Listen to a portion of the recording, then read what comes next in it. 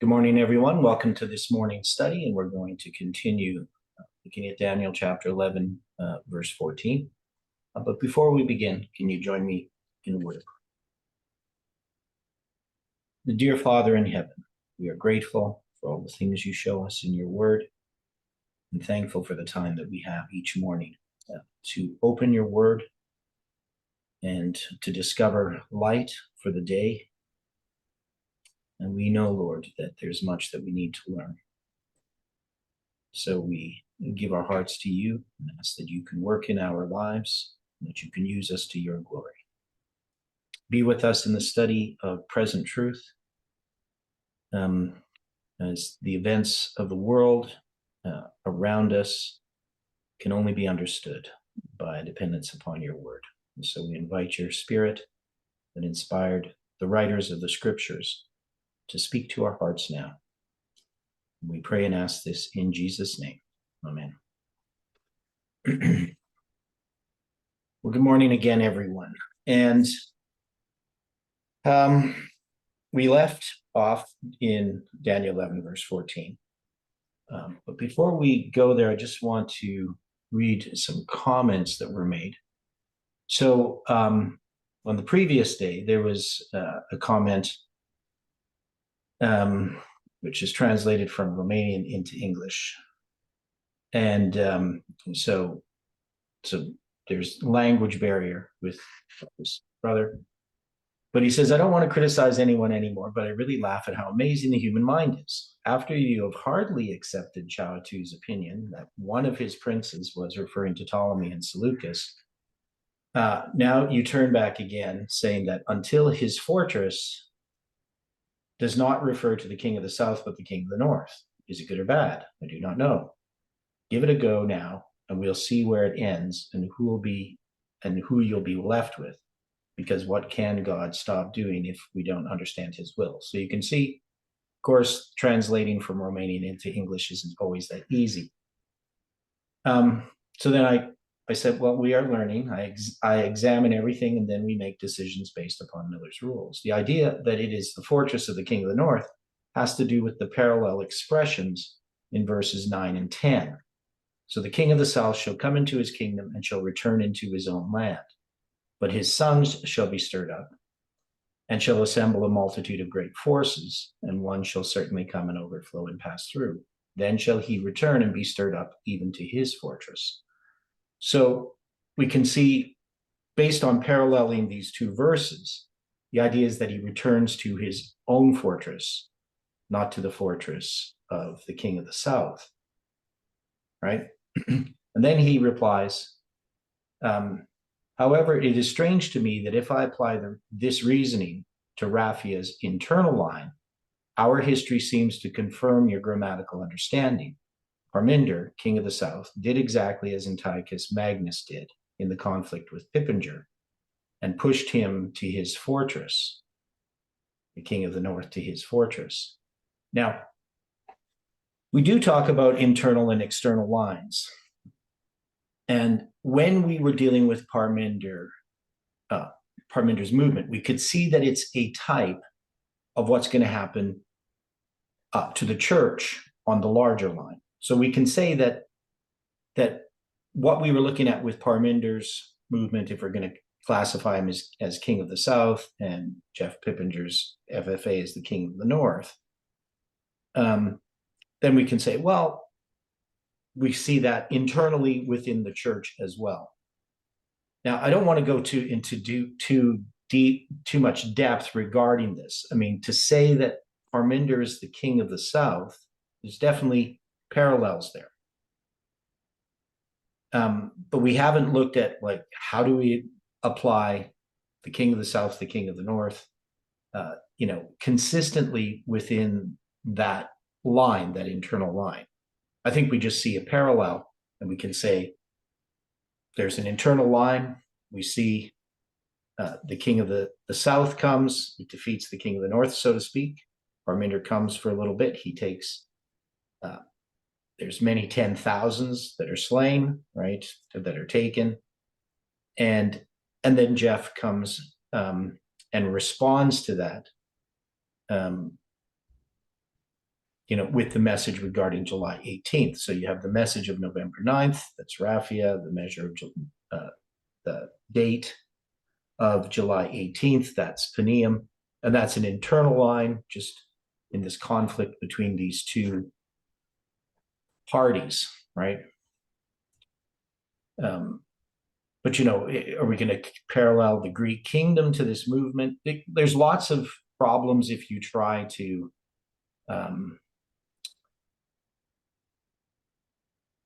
make that a complete line. We can see these parallels, but one of the things that we have to do with each line is we need to recognize, and what we did with Parmenides is we looked at the book of Judges, and we could see that that was Sisera, right? So we had all of this very clear parallels that we could place on a line properly. But it is interesting to say, well, on one hand, we see that now it says pushed him to his fortress. I don't think that that's what happens with the Battle of Panium. He just returns to his fortress because he has defeated the king of the south.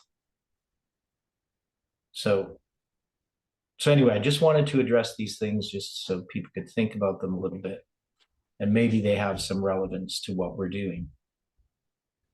Okay, so getting back to this. So after the Battle of Panium, which we're saying is the midnight cry, and that's the midnight cry on the big line, we have in verse 14, it says, in those times there shall many, and many being Philip, king of Macedon, and Antiochus III, stand up. They make war against the king of the south. So that's going to be Ptolemy IV. And then we discussed about the robbers of thy people. So the robbers of thy people need to be Rome, which in our time would be the papacy, shall exalt themselves, come into history, right? So we're saying that they're going to join in this threefold union at the Sunday law, so that we can see Raphia is midnight, Panium's the midnight cry, and then this verse 14, is referring to this Sunday law to establish the vision. Now, we look at the vision is the Chazon from 723 BC to 1798, representing the two desolating powers, and we haven't put exactly what that represents in our line. And then, but they shall fall. Now, if you believe, as Swearingen did, regarding that it's not that Rome exalts themselves to establish the vision, but this is referring to Antiochus Epiphanes. Then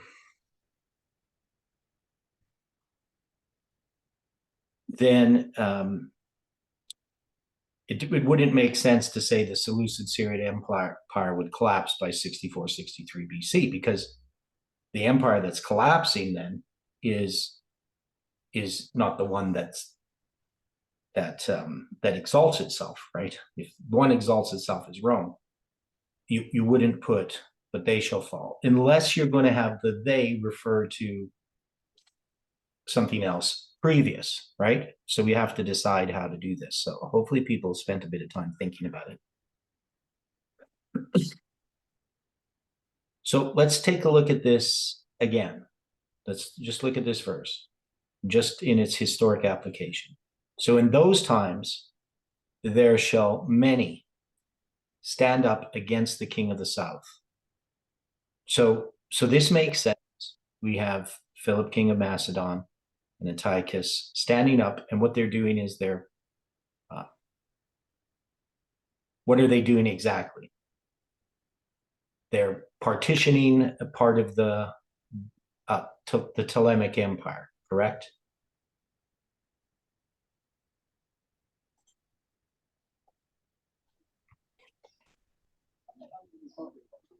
Is it not when the king of the south was that 5-year-old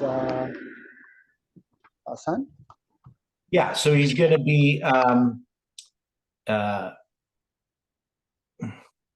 he's going to be this child, right? So you're going to have another one who's going to be young as well. So I get confused between these different people, especially since they all have the same name, Ptolemy. So let me see here. I'm going to find this. Why am I having trouble finding this?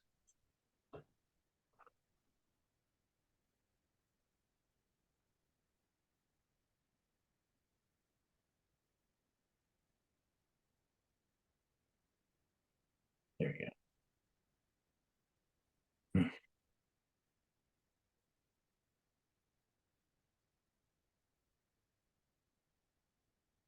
Okay, so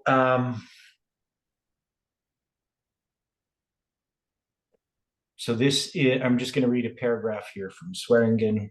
I'm not going to change the screen because it's just a little bit. These victories by Antiochus III were so decisive that Egyptian naval presence in the Mediterranean had been neutralized. So this is referring to the Fourth Syrian War, right? So Ptolemy let me see here. This costly hesitation on his part coupled the distraction of an internal rebellion in the east by a disloyal satrap in Babylon who would delay Antiochus's attention on Egypt long enough to give the successor to Ptolemy III, that is Ptolemy IV, Philopator, who reigned from 221 to 203, the necessary time needed to regroup and assemble a powerful army, right? So this is going to then be the Battle of Raphia. So you have the Battle of Raphia that occurs, and then the king of the north shall return and set forth a multitude greater than former. That's the Battle of Panium, right?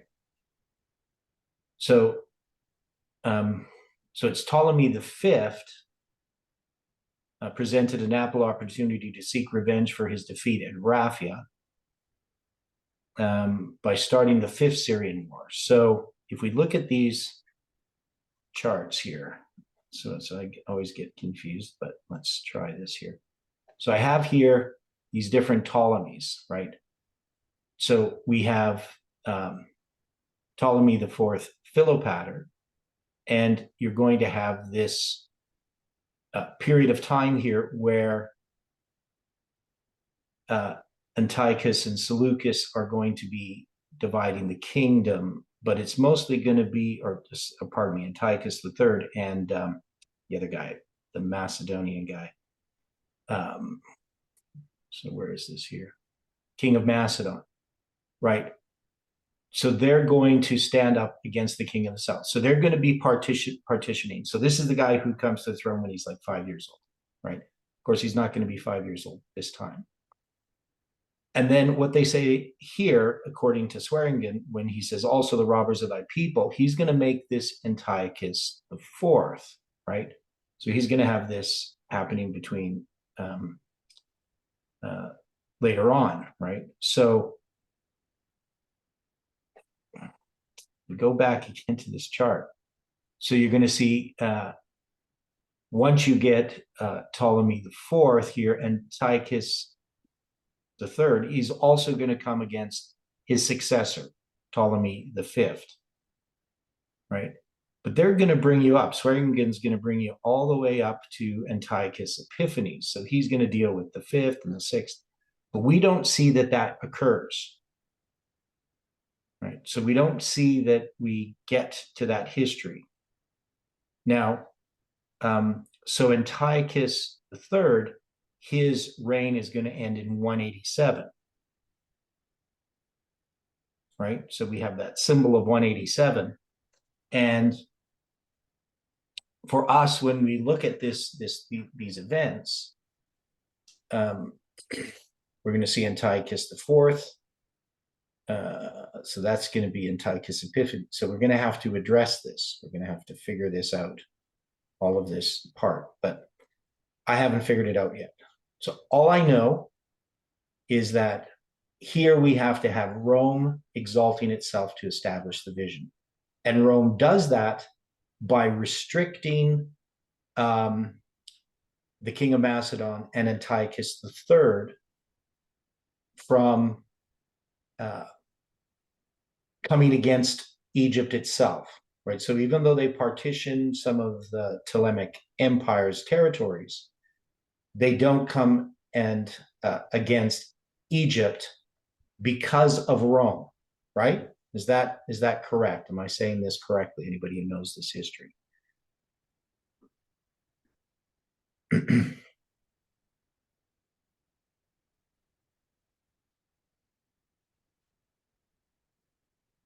So Rome needs to come in to establish the vision, and that vision is the Chazon from 723 to 1798.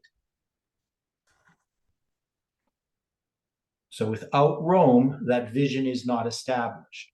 You need to have Rome. It completes that picture of Daniel's prophecies and all the other ones that deal with this, the daily and the transgression of desolation.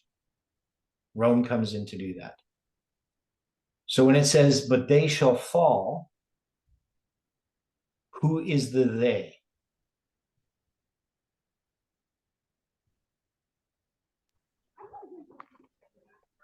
Is it not everyone who came up against the king of the south? Okay, so I didn't quite catch that. So the they is who? The league which was made against the king of the south. Okay, I still didn't catch that. Just say who is they? Is it the king of the south or the king of the north? Who's the they? It's them who came up against the king of the south. Yeah, so you're saying you're The king saying of the it's north. Philip of Macedon and Antiochus the third. So the they is referring Yes. to the king of the north and Philip of Macedon. Okay. Yes. Okay. So if that's the case, we could apply this to the Seleucid Syrian Empire, but it would also have to refer to Macedon as well, right? So if we're gonna say the they, because the they is a plural, right? It's not a singular. and this is part of the problem with the interpretation of Swearingen, because when it says also the robbers of thy people, they shall exalt themselves. Now, if the robbers of thy people are Antiochus the Fourth, does it make sense? I mean, you could say that this is, well, Greece comes, right, through, that is the northern kingdom of Greece, comes through Antiochus the Fourth and exalts himself. That's the way Swearingen looks at it.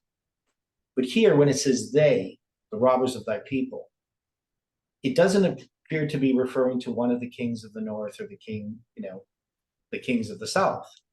It's not saying the king of the north and the king of the south come against you, right? Because the king of the south really is not going to come into Palestine again, right? In this history. Right? So its work is, as far as conquering Palestine, has ended, right? That's the king of the north that now has Hollow Syria. So we're saying it's Rome, and they exalt themselves, and they do this to establish the Chazon. So this is something that we've understood, but we really want to establish. Now, to establishing this vision, if we put this into our history, we're saying that this has to do with the joining of the two sticks in some way. And the idea of the joining of the two sticks is this is the Protestants joining with Seventh-day Adventists to stand against the Sunday law. Right. So this is something that happens, well, between midnight and the midnight cry, it begins. But when the papacy steps in, this is, we could say, to establish the vision, we could even just say it's the image of the beast.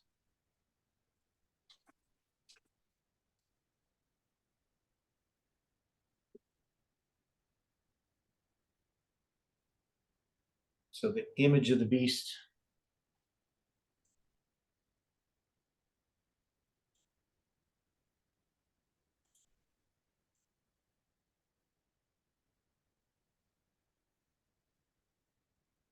So the image of the beast is formed, we could say causing.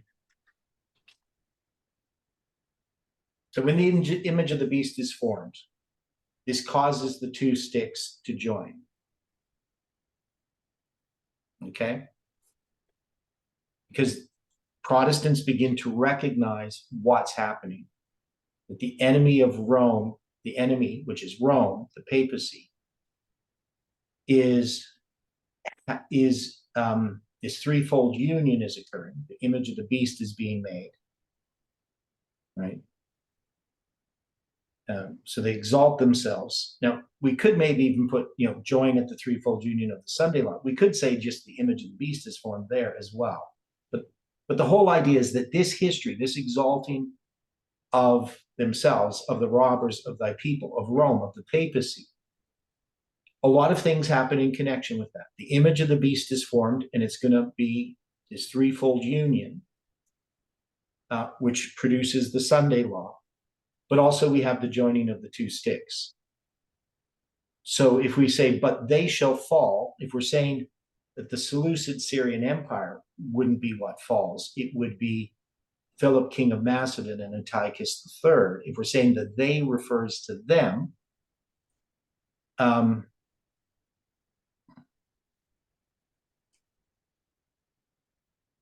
then they would fall somewhere, I don't know if I'd put it 64, 63, but you would put it at somewhere when Rome conquers those territories.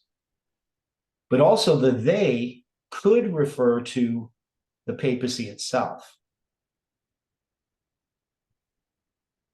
So, so the papacy, but they shall fall, that is Rome.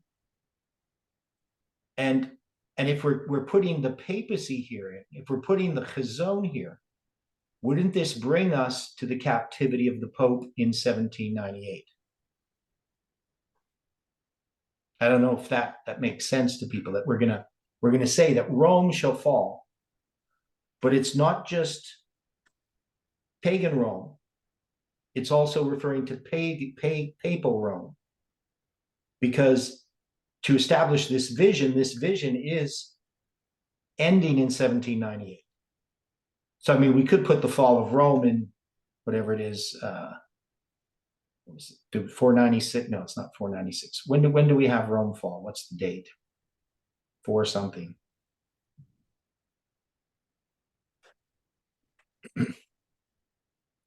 Any thoughts on this before we sort of put something in here? Because I don't think the they is referring to Macedon and Antiochus III, the king of Macedon, Philip. Well, then we would have to go to Revelation 13:10, where it says, if you're talking about the Pope falling, right? He that leadeth into captivity shall go into captivity, etc. Yeah, okay. So if we put they shall fall, that is, the robbers of thy people shall fall. The robbers of thy people, well, we would first say that's pagan Rome, right? So, I mean, we could just say it's the fall of pagan Rome. Right. So when does Rome fall? What's the date? I always forget this one. Well,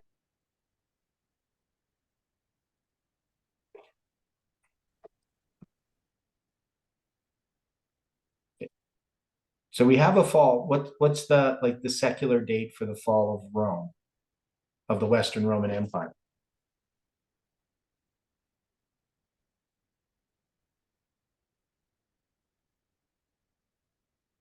Okay, I'm gonna have to look it up, I guess. We know that it occurred in 476, and you're looking for exact.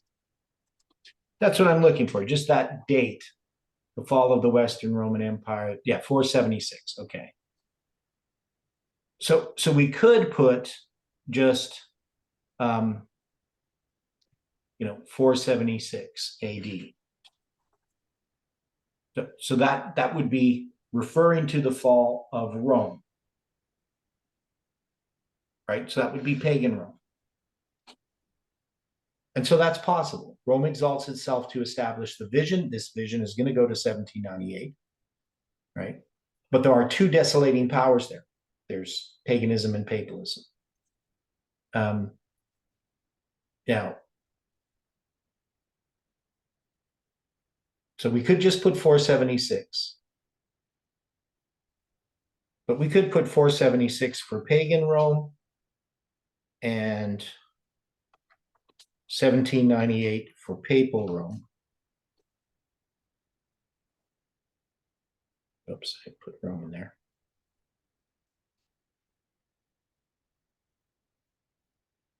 Okay.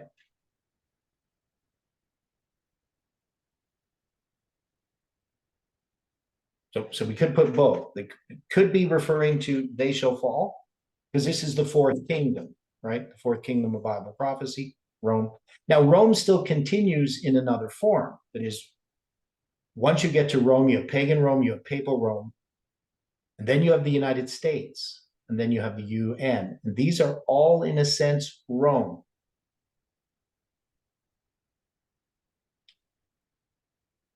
I mean, the United States has modeled itself after Rome, its government, after the idea of a republic, the Roman Republic.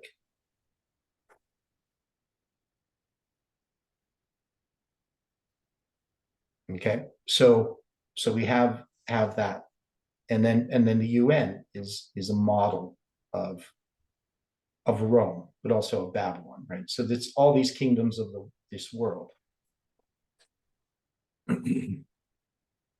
So when we make an application to our time, we would just simply say that this rise of this power after the joining of the two sticks and the Sunday law, I mean, it's going to fall, with the close of probation and the 7 last plagues. So any thought on this idea, this parallel?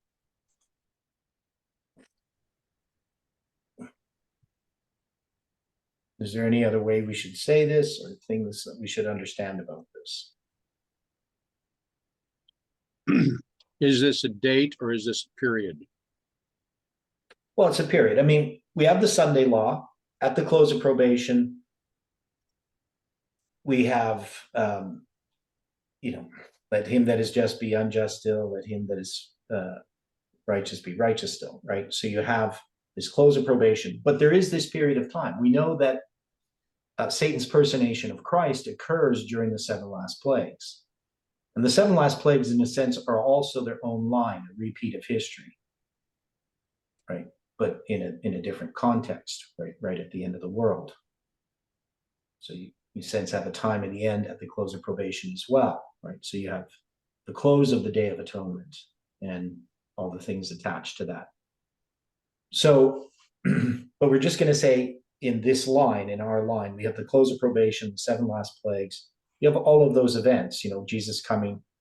That is all the end of, that's when they fall. The Rome arising in our time, coming in at this, so the papacy coming in at our time, it's going to fall in that history. So it's not really a specific date, just a period of time in which it falls.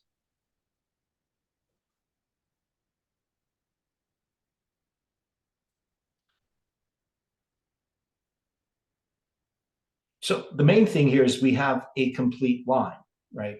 So when we go through and we look at this history, that is, we have the history of from 1798, or not, pardon me, from 1989. So we have our line, the time of the end from 1989 to the close of probation. This is the line that Jeff had, right? 1989, Sunday law, close of probation. That's the line. And when we look at this line and we take Greece, Greece is now addressing this line. But in this line of Greece, we're going to see that we have the king of the north and the king of the south developing, right? But what comes in is Rome. They come in to establish the vision. And so Rome comes here at the end of the line of Greece to bring about the end of this line, right? So you have the three powers. You have the king of the north, the king of the south, and the papacy. This interpretation of Greece as applying to our line gives us our entire line. But Rome comes in at the end to establish the vision because you need Rome there at the Sunday law. Now, we're going to have then a repeat of history when we deal with Rome. And we have much different interpretation then of what's happening here in verse 15. So we still got to get to verse 15. Then how Swearingen looks at it, right? So he's going to have a little bit different history here. So we're going to have to deal with verse 15 as well. But it's just saying there's this Sunday law, and it says this Rome that comes in to establish the vision of the Sunday law, it's going to fall. And it's looking to the future, right? That is, in this history, it's going to look to the Chazon, right? Because it's going to establish the vision. This is something way in the future. But when they fall, it's going to be referring to pagan and papal Rome falling. Okay, so that's the history, the historic application. They shall fall. This is not about Philip, king of Macedon, and Antiochus III falling. This is about the papacy, the one that exalts themselves to establish the vision. So Swearingen has that as Antiochus IV. So the next verse, what Swearingen has in there, doesn't make any sense in the context of how we looked at Rome coming in. Now, there's going to be some things that we have to sort out here. Maybe we could apply this history here like he does. So maybe we can. But is that making sense to people, what I'm saying about this parallel between that history and having to interpret it this way? That they shall fall is pagan and papal Rome, and that this applies to our history through the close of probation and the 7 last plagues. So we can see how Rome needs to come there to complete this picture.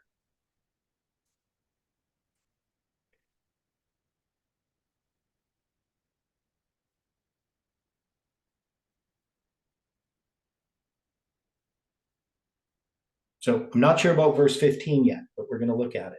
But just so far at verse 14. Any thoughts on that? Is it making sense?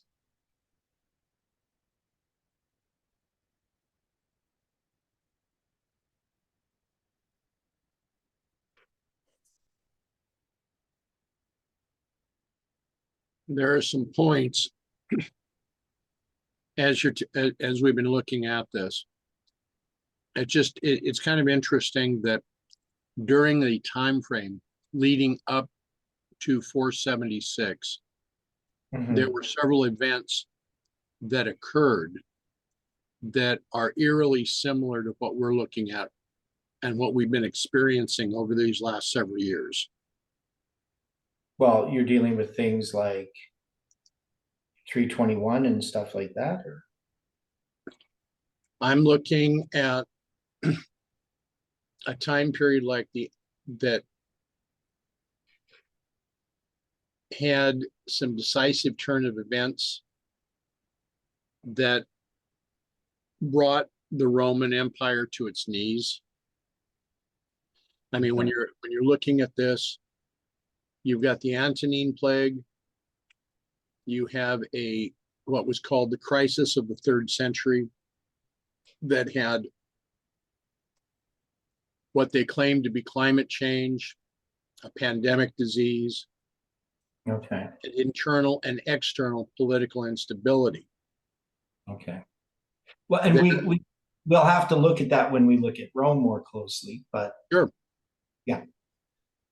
But here, all we're saying is that Rome comes in to establish the vision, and then, but they shall fall is not referring to the Greek Empire or any aspect of it, or Macedon, but to the robbers of thy people that exalt themselves to establish the vision.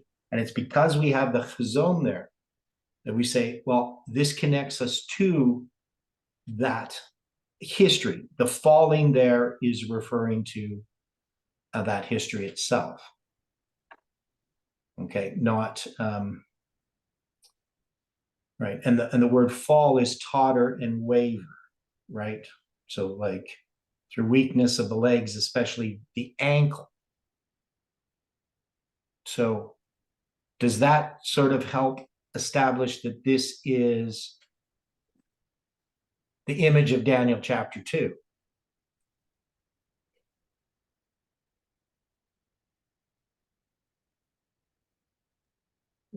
Does to me. Yeah. Yeah. So I think that helps us establish that this is Rome. It's the one that has the weakness in the legs, especially the ankle. Well, we would say here the ankle, right? That's, you're going to have the iron mingled with clay. And it means to be decayed, right? Also cast down, ruined, overthrown, utterly, right? So this applies very well to Rome. Okay. So now when I would just want to read over what Uriah Smith has written about this, right? So I have it here, just dealing with the Romans. So first, he's going to talk about, right? So you're going to have Philip of Macedon, right? So they're going to be involved in what happens with coming against Ptolemy IV. But here, when it talks about to establish the vision, the Romans, more than any other people, are the subject of Daniel's prophecy. The first interference in the affairs of these kingdoms is here referred to as being the establishment or demonstration of the truth of the vision which predicted the existence of such power. But they shall fall is referred to by some to mention the first part of the verse, who should stand up against the king of the south. Others to the robbers of Daniel's people, the Romans. It is true in either case. If those who combined against Ptolemy are referred to, all that need be said is that they simply did speedily fall. If it applies to the Romans, the prophecy simply pointed to the period of their final overthrow, right? So establishing the vision, we have to say, is Rome, but that they shall fall. To me, the best explanation is that this is Rome. So differences of opinion. He says either case it's going to work historically, but I think to say that it refers to Rome because of the word chazon, and even the idea of fall because of the weakness of the ankles, would refer to Rome.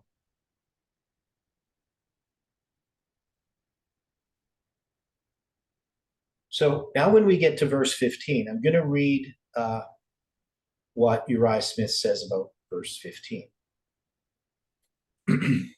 So the king of the south, the king of the north shall come, cast up a mount, and take the most fenced cities, and the arms of the south shall not withstand, neither his chosen people, neither shall there be any strength to withstand.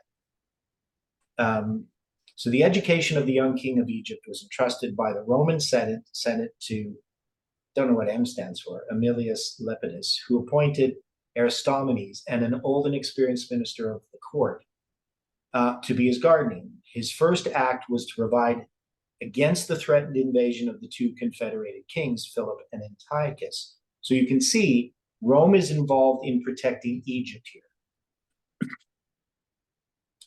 To this end, he dispatched Scopas, a famous general of Aetolia, then in the service of the Egyptians, into his native country, and to raise reinforcements for the army. After equipping an army, He marched into Palestine and Hollow Syria, Antiochus being engaged in war in Attalus with Lesser Asia, and reduced all Judea to the authority of Egypt.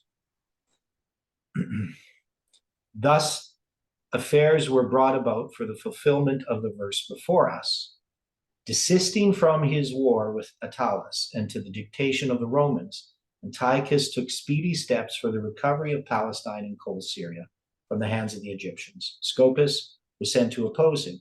Near the sources of the Jordan, the two armies met. So this is Panium, right? Is that where we're looking at? Is that the area there? Scopas was defeated, pursued to Sidon, and they're closely besieged. 3 of the ablest generals of Egypt, with their best forces, were sent to raise the siege, but without success. At length, Scopas, meeting a foe in the specter of famine with which he was unable to cope, was forced to surrender on the dishonorable terms of life only. He and his 10,000 men were permitted to depart stripped and destitute. Here was the taking of the most fenced cities by the king of the north. For Sidon was in its situation and defenses one of the strongest cities of those times. Here was the failure of the arms of the south to withstand, and the failure also of the people which the king of the south had chosen, namely Scopas and his Attilian forces. So here, Uriah Smith appears to be saying that this is just a continuation of the Battle of Panium, right? This is the Battle of Panium. He doesn't say it is, right? But is that what he's saying? Is that the battle he's referring to? It would seem so. Yeah, that's what it seems like to me, because if they're meeting at the sources of the Jordan River, that would be Panium. So I'd often thought, that Uriah Smith doesn't refer to the Battle of Panium, but here he is. Okay? It's just that it's just he doesn't say Panium, right? I'm just going to read something here.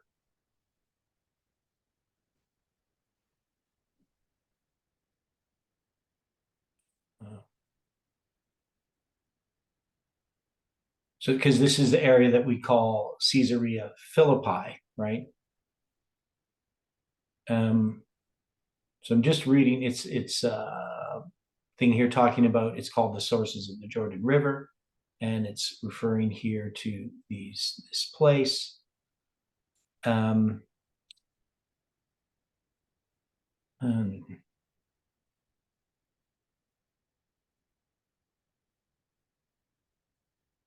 so it says here, this is quoting something or whatever. It says, so Caesar bestowed his country from Herod.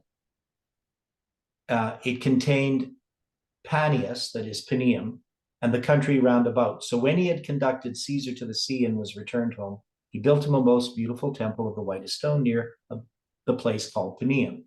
This is a very fine cave in the mountain. There's a picture here, which there is a great cavity in the earth, and the cavern is abrupt and prodigiously deep and still full of water. Over it hangs a vast mountain, and under the caverns arise the springs of the Jordan. Herod adorned this place, which was already a very remarkable one, still further by the erection of his temple, which was dedicated to Caesar. So the sources of the Jordan is these springs at Panium. Okay? So that makes sense. We're agreed there. That all fits. So if we go back to our document that Swearingen has done, he's placing this much, much later, right? He's not going to take verse 15 as referring to the Battle of Panium. He's going to have Antiochus IV there, right? So the king of the north can't be Antiochus IV, right? We know that this is still going to be Antiochus III. Okay.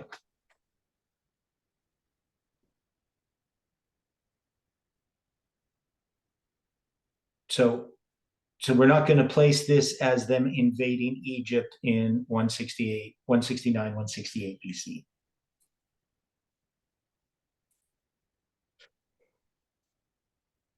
So we had put this as 201.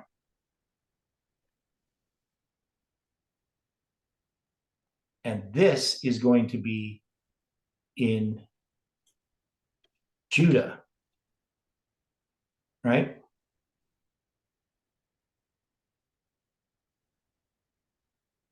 And so this is going to be the Battle of Panium, right?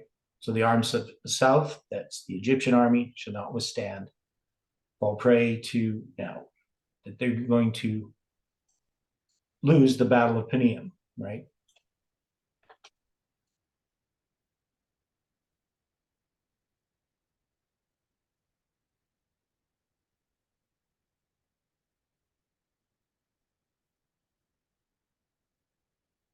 So this is Assyrian occupation of Judea, right? So they're not going to, they can't resist this, right?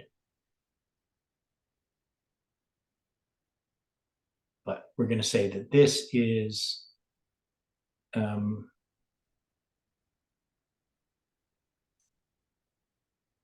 bit here.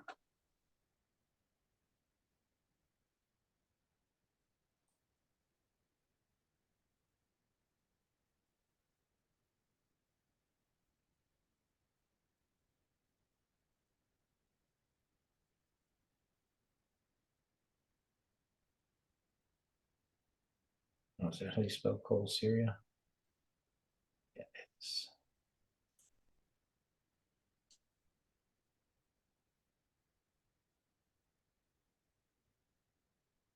okay. So we're just putting this as a different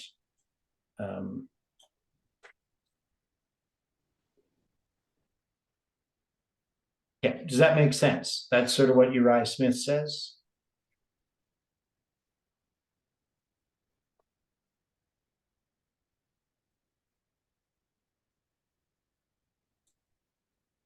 Synoptically, yeah. Okay. So we can see Rome is introduced because we're going to have this Sunday law. So, but we go back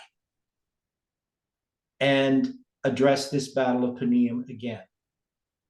So we have the Battle of Panium in verse 13, but we have it in verse 15. So in this interpretation, whether this is correct or not, it's going to bring us back to this battle. Now, the question is why? Because we would say, well, it's going to talk about the Sunday law. And then it says, well, we're going to go back now to this Battle of Panium. And so why would they do that?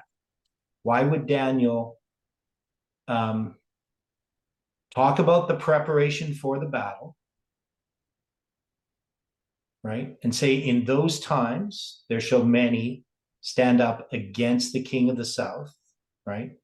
So it's going to go, it's going to talk about what happens previous to the Battle of Panium, right? So it's addressing this period of time. And if we look at these kings here, right, we're going to have the Battle of Panium here in the time of Ptolemy Philopator, right? So I'm just trying to figure here. So it's going to be the end of his reign. We have Antiochus III. They're going to be having this struggle over all of this territory of Egypt, right? And then they're finally going to capture Judea, and that's going to be in 200 BC. So when we get to 200 BC, that's going to be in the time of Ptolemy V, right? So the Battle of Panium is going to be in the time of Ptolemy V. And when we look at our verse here, if we're going to put in the arms of the south, the Egyptian army under Ptolemy the fifth now, right? So Philopater's out of the way.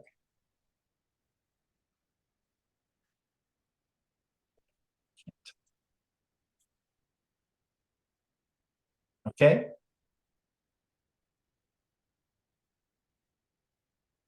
So they divide that land, the territories that's under Philip of Macedon and Antiochus III. Rome comes in to establish the vision. It's going to be preparing, and how did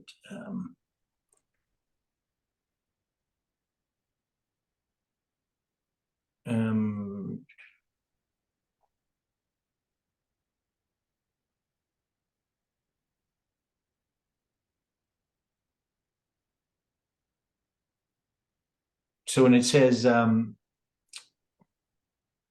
me see here. I've just got to read this a little bit better. I'm going to search this. Sorry about that. Just got to make sure I got this right. So when we deal with, okay, so we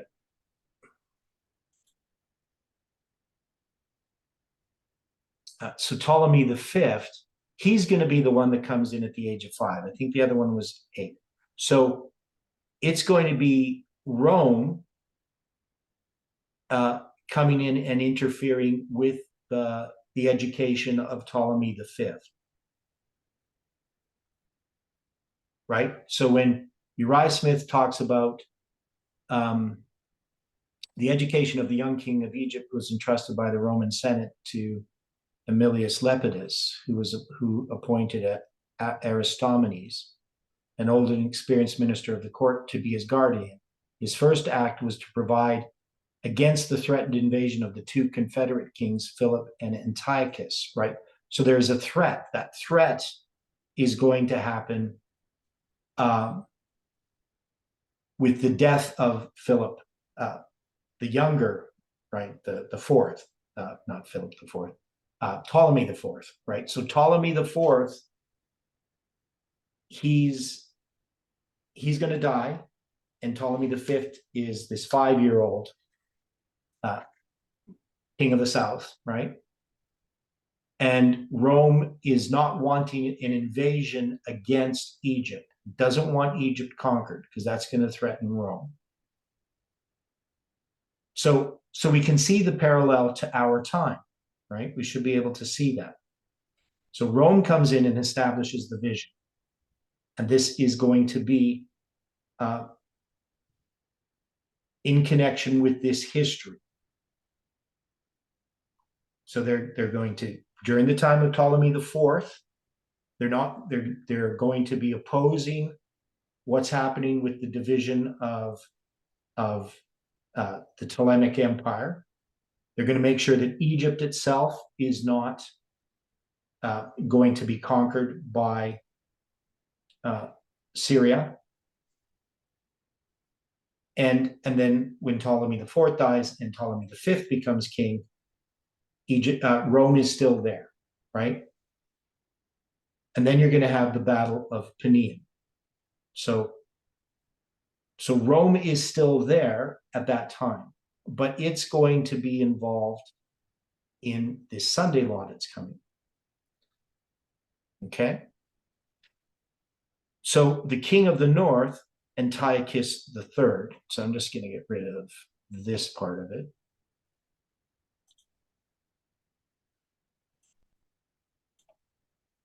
So Antiochus III is going to come in 201 BC, right? Cast up a mount, take the most fenced cities of Judah. That's their military support, their front line, so to speak, in the north. And the arms of the south, that's the Egyptian army under Ptolemy V, shall not withstand. So they're going to have a battle there in Judea to take over that area. They're going to lose the Battle of Panium. and neither his chosen people. The Jewish people also, they can't resist the Syrian occupation of Judea, neither shall there be any strength to withstand. So Seleucid Syria would dominate Hollow Syria and Judea under Antiochus III. So if we put this into our history, so the Battle of Panium is not the Sunday Law, right? So we're saying that the Sunday Law is represented because the papacy comes in, Rome comes in, but in our time, the papacy. And so this becomes a defeat of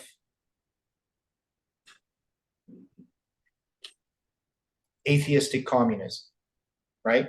Now we had the defeat of atheistic communism in 1989.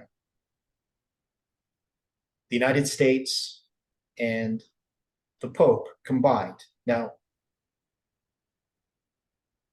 when we look at that history, we could see a parallel there of the papacy coming in ahead of time to establish the vision. So we have another application of that. But when we just get into our line itself, we get to 1989 and we draw this out as our line, it's going to introduce Rome at the end. It's going to refer to this Kazone. So in this case, that Kazone, 723 to 1798, representing paganism and papalism. This is then going to be paralleled in our history at the end. And they're going to fall, right? But then they go back to this Battle of Panium, right? That's the way Daniel describes this story. He talks about the setup of the Battle of Panium. He talks about Rome coming in to establish the vision. But then he addresses finally just the Battle of Panium, right? So this is going to be the Battle of Panium. It's not going to be the Sunday Law in verse 15. So if we're going to address this and make an application,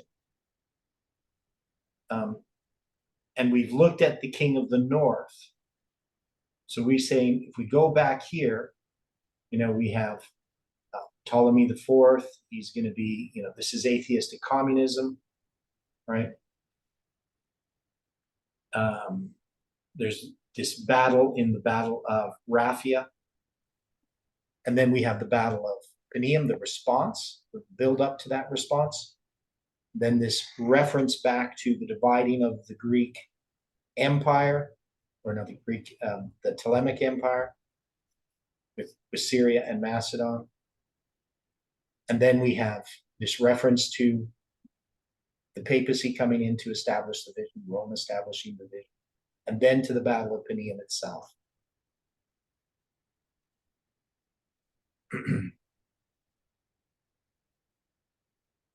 And so we're saying Antiochus III represents the United States. So the king of the north is the USA.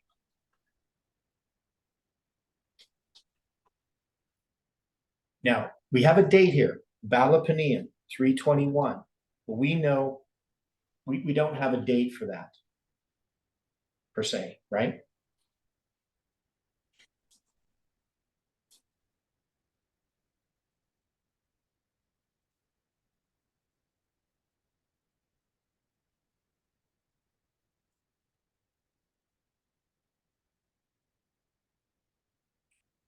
But we did have some symbols there, and that was the certain years.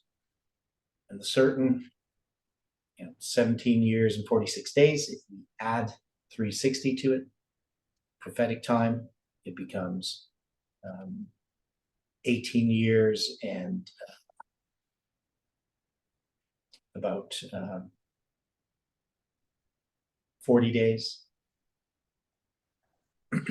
And you add that to 8141, which is 22 years and 105 days. So you add those together, it's the whole span of time from November 9th, 1989 to April 5th, 2030. So I'm just going to put here April 5th, 2030. Now, again, I'm not setting this as a date that the Battle of Panium occurs. I'm just saying that this is a symbol that, if we're going to put it on our line, represents the Battle of Panium. Just as December 25th, 2021 represented the Sunday law. We didn't have a Sunday law then, right? It was just a symbol. So that's why I'm saying, putting April 5th, 2030, that comes from that calculation. 14,757 days from November 9th, 1989 to April 5th, 2030, which can be seen in that phrase, certain years, in the Hebrew numbers. Okay? Now, cast up amount. So what is this casting up amount and taking of the most fenced cities? So when we looked at Uriah Smith's dealing with this,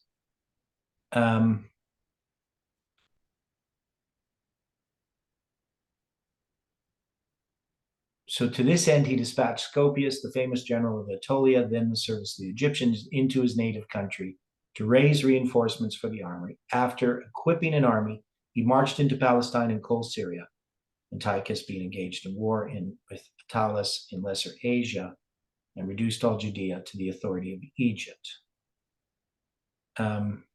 Thus, affairs were brought about for the fulfillment of the verse before us, right? So he's talking about all that preparation of what had happened. So the Egyptians had king of the south, right, had conquered Judea, right? So that's the Battle of Raphia. That's what it's dealing with, right? Dealing with Raphia, not the battle, but the results of Raphia. Thus affairs were brought about for the fulfillment of the verse before us, desisting from his war with Attalus at the dictation of the Romans. Antiochus took speedy steps for the recovery of Palestine and Coal Syria from the hands of the Egyptians. Scopas was sent to oppose him. Near the sources of the Jordan, the two armies met at Panium, right? Scopas was defeated, pursued to Sidon, and there closely besieged. 3 of the ablest generals of Egypt with their best forces were sent to raise the siege, but without success.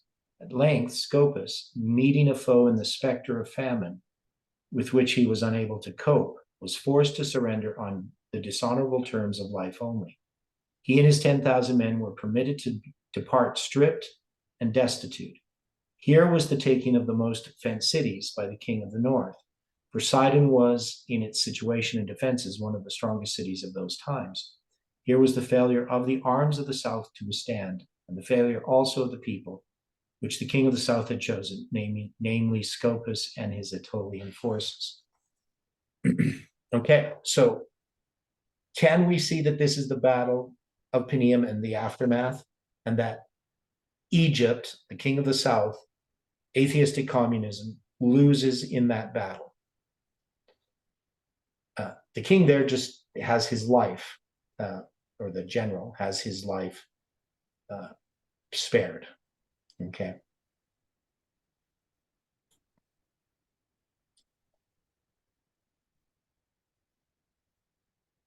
Any thoughts on this?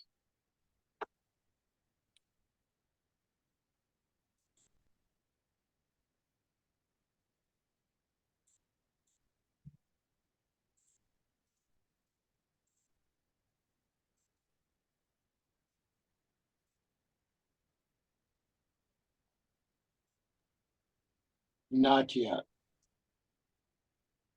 Okay. So, I mean, I don't know if what I'm doing is correct or not. I'm just saying that this is what I'm suggesting.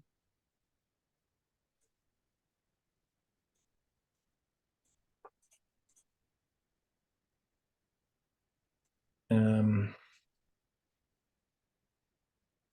just thinking here for some of these numbers.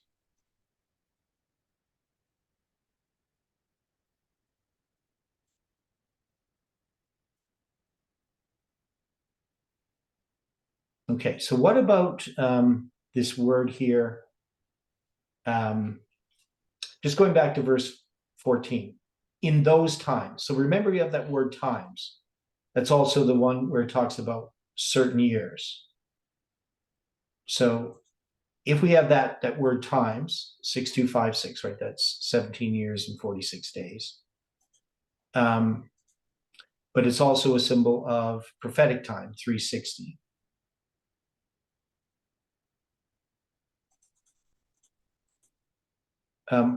What would that represent? What does it mean in those times or these times? There shall many stand up against the king of the south, right? So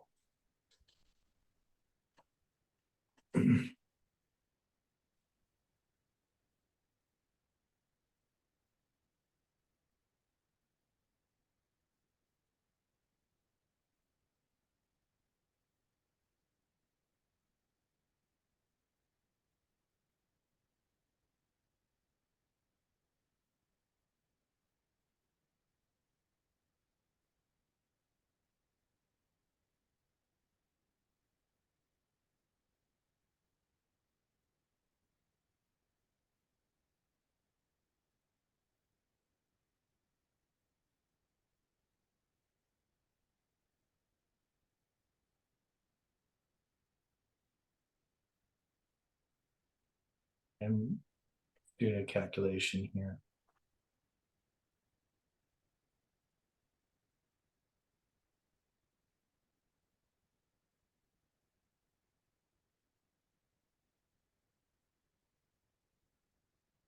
Okay. I got to think about that still a bit more. So we can connect this to our history through this symbol, right, of times.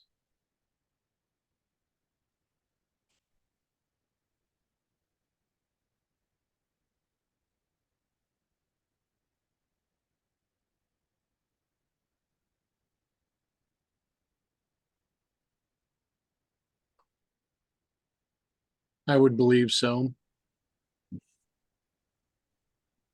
Let's try another calculation here.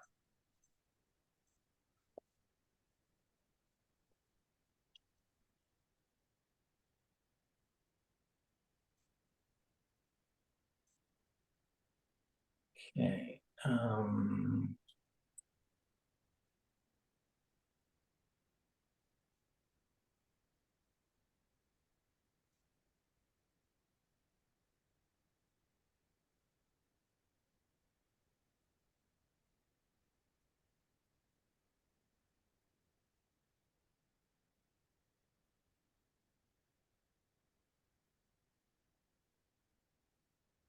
I know how to do that, but so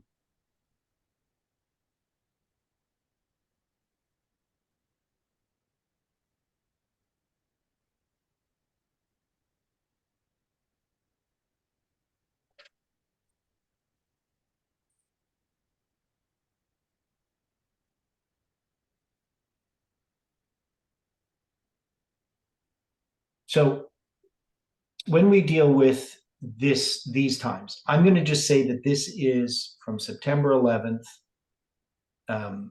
to I'm taking the word times.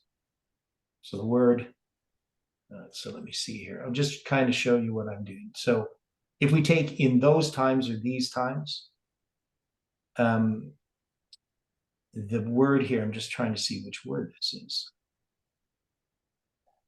In here, I'll show you my screen here. Right, so we have here in those times. So it's 1992 is the number. For those, right, Haim or Haima, right, depending on the form. And it says they, used only when emphatic, right? So this is, so what does it mean when something's emphatic?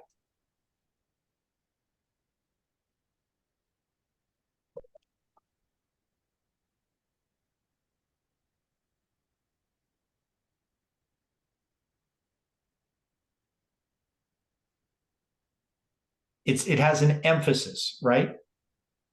Like a strong statement. Correct. So in those times, so this is in an emphatic form, right? It's only used when emphatic. So you're not going to use this word if it's not emphatic. But it means things like it, like, they, same, such, their, them, these, they, those, which, who, whom, withal, ye, right? So it's just putting emphasis upon this word times.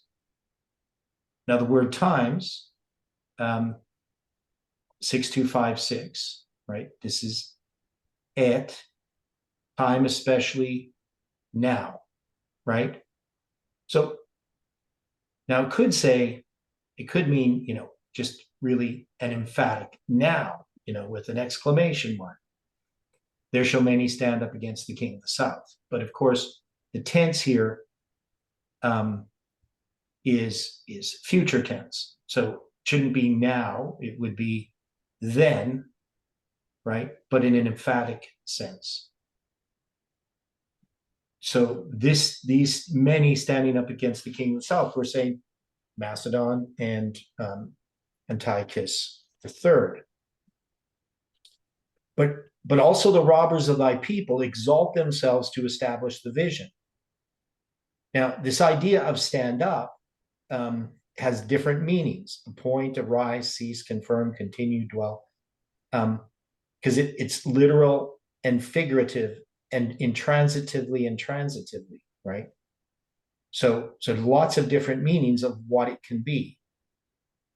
But the robbers of thy people exalt themselves to establish the vision. Again, this exalting of themselves has lots of different meanings. It's also literally or figuratively and absolutely and relatively, right? So has lots of different ways in which it's translated. So here we have, now when it comes to Macedon, we haven't really dealt with what Macedon is. So the king of the north has an ally, Macedon. Why?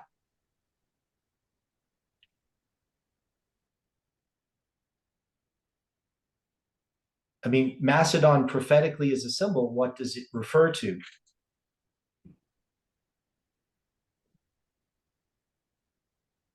So Macedon was part of Greece. Right. So we look at it as, well, part of Greece. It's a territory. It's also a separate kingdom. So, so we could say it's part of the Greek Empire.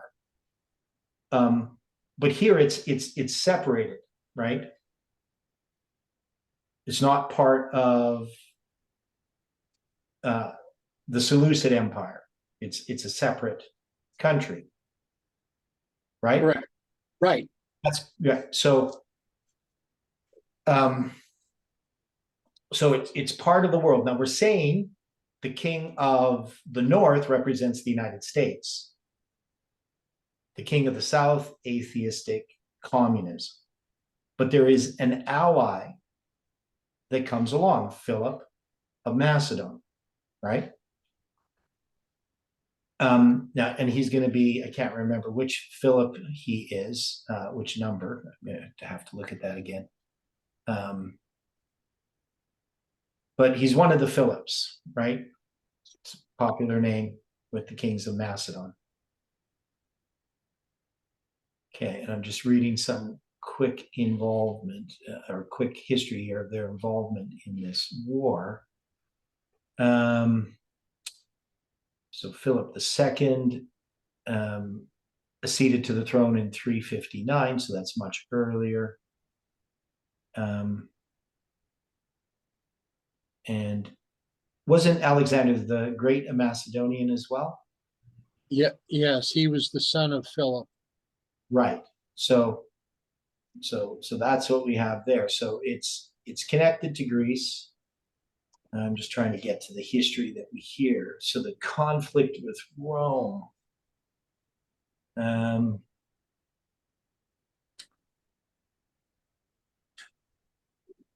So you're going to have conflicts with Rome starting in 215 BC at the height of the Second Punic War with the Carthaginian Empire. So Carthage is in North Africa.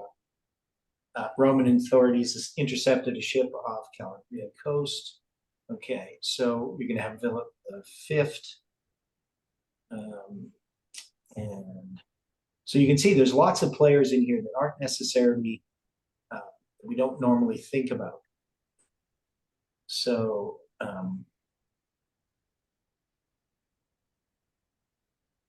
yeah, so the Aetolian League, and I'm not familiar with it. But so what is the Aetolian League? Do you know anything about that? Anyone? No, I don't know what the Ayatollah League is. So it's some kind of group of nations, anyway, that have interest in what's happening, because they make a peace agreement with Philip V in 206 BC. So that's 6 years before. And the Roman Republic negotiated a treaty with them in 205 BC, ending the war and allowing the Macedonians to retain some captured settlements in Illyria. Although the Romans rejected the Aetolian request in 202 BC for Rome to declare war on Macedonia once again, the Roman Senate gave serious consideration to the similar offer made by Pergamon and his ally Rhodes in 201 BC. These states were concerned about Philip V's alliances with Antiochus III of the Seleucid Empire, which invaded the war-weary and financially exhausted Ptolemaic Empire in the Fifth Syrian War, right, from 202 to 195, as Philip captured Ptolemaic settlements in the Aegean Sea.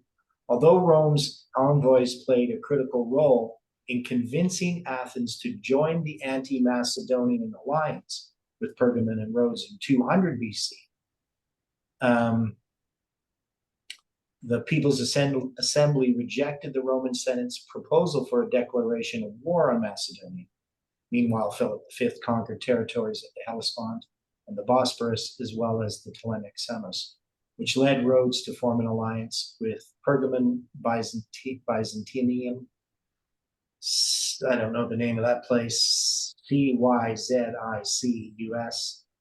Zicus, and Chios against Macedonia. Despite Philip's nominal alliance with the Seleucid king, he lost the naval battle of Chios in 201 BC. While Philip V was busy fighting Rome's Greek allies, Rome viewed this as an opportunity to punish this former ally of Hannibal with a war that they hoped would supply a victory to require few resources. Now, wasn't he a Carthaginian?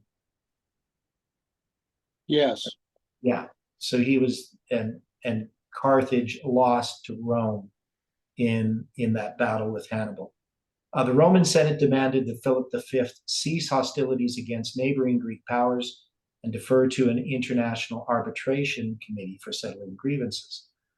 When the People's Assembly finally voted in approval of the Roman Senate's declaration of war in 200 BC and handed the ultimatum to Philip V, demanding that a tribunal assess the damages owed to Rhodes and Pergamon, the Macedonian king rejected it.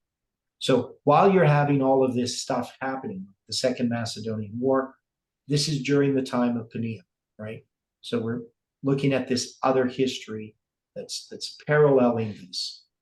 Now, so the question is, if we're going to look at this verse, that there shall many stand up against the king of the south, and we're including the king of Macedon here, but we're also in some ways, even though Rome is not attacking Egypt, it is in a sense standing up against Egypt, right? That is, it's seeking to control what's happening in Egypt to help control the region. So Rome is working through all of these different alliances to bring stability to the region so that they eventually can conquer this area, right? So they're not a major player, right? They're not the biggest power in that region at this time, but they are stepping in to become that power. Now we know in 191 BC, they defeat, what's the battle in 191 BC? Between Greece and Rome? Yeah, between Greece and Rome, the Battle of Thermopylae, right? Thermopylae, correct. So April 24th, 191 BC. That's part of the Roman Seleucid War, right? So all of these different wars are going on. So the Battle of Thermopylae was fought as part of the Roman Seleucid War, pitting forces of the Roman Republic, led by Manius Acilius Glabrio, against the Seleucid Aetolian army of Antiochus III. Right? So this Battle of Thermopylae, what is one of its significance? What's one of the things that's significant about this battle?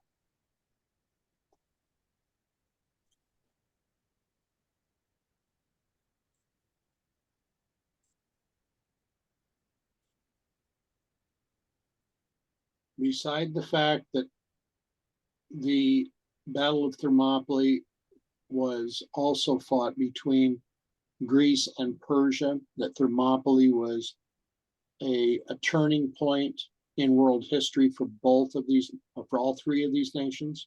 Okay, yeah. So we have it dealing with Persia and Greece, right? Famous 300, right? Correct. Okay. Well, and that's true here, that Battle of Thermopylae becomes this turning point, this hinge. Now, you say it's a turning point. It's also the center of the 62 weeks. Correct. Right?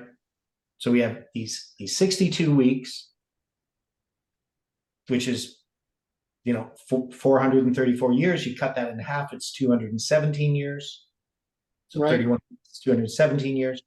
And if you go back from 27 AD, you go back 217 years, it brings you to 191 BC. Right? So 27 AD minus 217 gives you 190, and then you have to add one, right? Correct. Because you subtracted. So it gives you 191 BC. And so this becomes important, right? So we know that this is all leading up to Rome defeating Greece. So when Rome defeats Greece, well, why are we marking this? Because Greece is still going to be around for a while. But is this the first battle directly between Rome and Greece? No. No, so it's not. So what's the significance of it?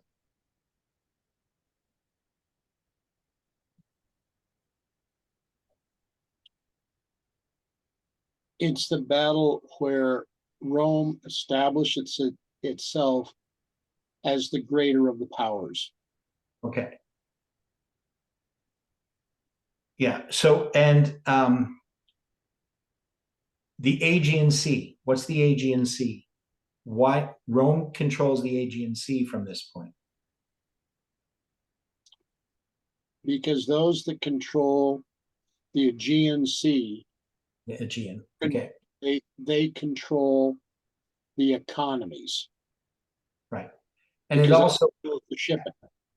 right. And it also becomes allowing Rome to then invade Asia Minor. Right. Right. So we don't really think much about sea battles nowadays, but controlling these waters, it's controlling access to trade, and it's also allowing you have access to conquering all of the cities along the seacoast.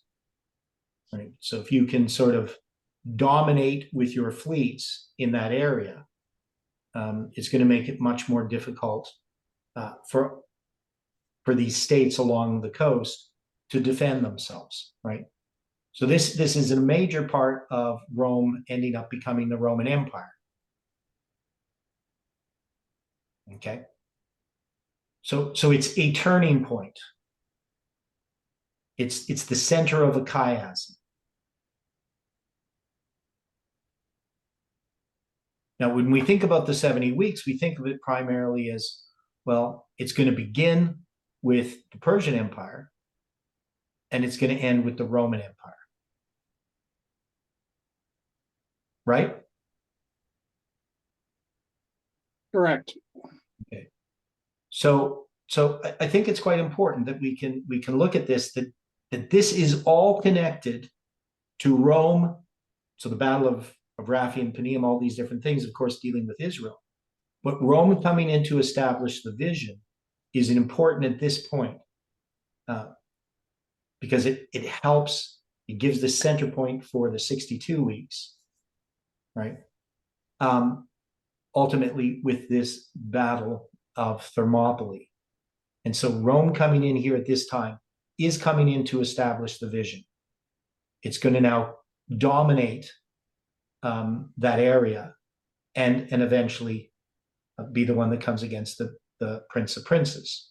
So all very important details in understanding this prophecy.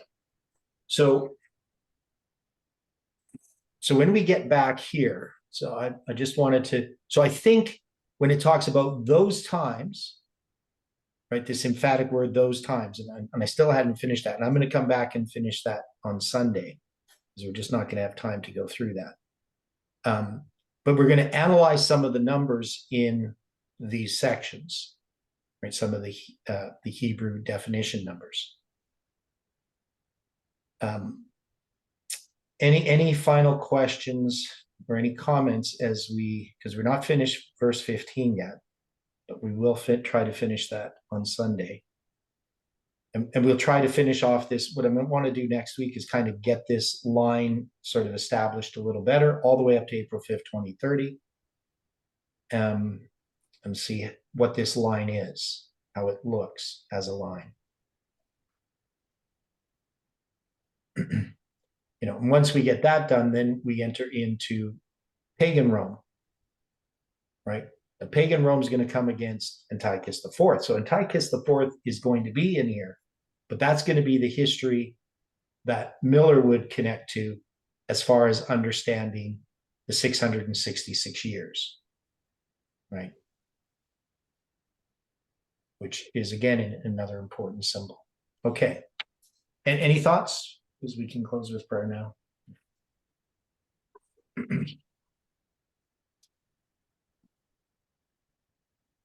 Dear Father in heaven, thank you for the time that we've had to study here this morning. We ask for your Spirit to continue to be with us in the studies coming up tomorrow night, and then the studies on Sabbath, beginning at 9 a.m. Mountain Standard Time, Sabbath school and church.